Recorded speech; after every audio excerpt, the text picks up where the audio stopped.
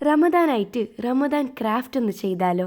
ഇന്ന് നമ്മൾ ചെയ്തെടുക്കാൻ പോകുന്നത് ഒരു അടിപൊളി നമാസ് ട്രാക്കറാണ്. കുട്ടികൾക്ക് ഇപ്പോൾ പ്രെയർ ചെയ്യണമെങ്കിൽ അവർ തന്നെ താന് ഇതിലൊന്ന് ഇൻട്രസ്റ്റ് ആയിട്ടൊന്ന് അവർ പ്രെയർ ചെയ്തോളും. ഇതിലിത്തിരി ഇൻട്രസ്റ്റിംഗ് എന്താണെന്ന് വെച്ചാൽ നിങ്ങൾക്ക് ഇത് അവസാനം കണ്ടാൽ മനസ്സിലാവും.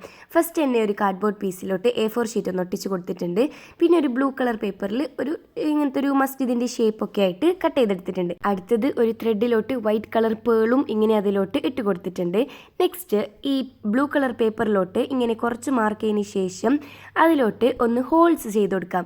ഹോൾസ് ചെയ്ത് കൊടുത്തതിന് ശേഷം നേരത്തെ ഉണ്ടാക്കി വെച്ച ത്രെഡ് ആ 2 ഹോളിലായിട്ട് ഒന്ന് ഇട്ട് കൊടുക്കാം. എന്നിട്ട് 5 എണ്ണം ഉണ്ട്, 5 ടൈമിലല്ലേ പ്രെയർ ചെയ്യാറ്. എന്നിട്ട് അതിൻ്റെ ബാക്ക് സൈഡായിട്ടൊന്ന് ടേപ്പും ഒട്ടിച്ച് കൊടുത്തിട്ടുണ്ട്, ഒന്ന് സെക്യൂർ ആയിട്ടൊന്ന് നിൽക്കാൻ വേണ്ടി. എന്നിട്ട് നേരത്തെ ചെയ്തെടുത്ത ആ വൈറ്റ് കളർ ബേസിലോട്ട് ഈ ഒരു ബ്ലൂ കളർ ഒന്ന് ഒട്ടിച്ച് കൊടുക്കാം. അത് കഴിഞ്ഞതിന് ശേഷം ഓരോ നമാസിൻ്റെ ടൈം ഉണ്ടല്ലോ, ഫജ്ർ, സുഹർ, അങ്ങനെ അതൊക്കെ ഒന്ന് എഴുതി കൊടുക്കാം. ബ്ലൂ കളറിൽ വിസിബിൾ ആവാൻ വേണ്ടി ഞാൻ വൈറ്റ് കളർ പെന്നാണ് എടുത്തിട്ടുള്ളത്. എന്നിട്ട് കുറച്ച് ഡെക്കറേഷൻ പണിയൊക്കെ ആവാം. ഇനി മുകളിൽ ജസ്റ്റ് ഒന്ന് ബ്ലാങ്ക് ആയിട്ടുള്ള പ്ലേസിൽ റമദാൻ കരീംന്നും ഒന്ന് എഴുതി കൊടുത്തിട്ടുണ്ട്. ചെയ്തു വന്നപ്പോഴത്തേക്കും നല്ലൊരു ബ്ലൂ ആൻഡ് വൈറ്റ് തീമിലായിട്ടുള്ള ഒരു റമദാൻ ക്രാഫ്റ്റ് ഇവിടെ റെഡി ആയിട്ടുണ്ട്. അപ്പോൾ എല്ലാവർക്കും ഈസി ആയിട്ട് ചെയ്യാൻ പറ്റുന്നതേ ഉള്ളൂ.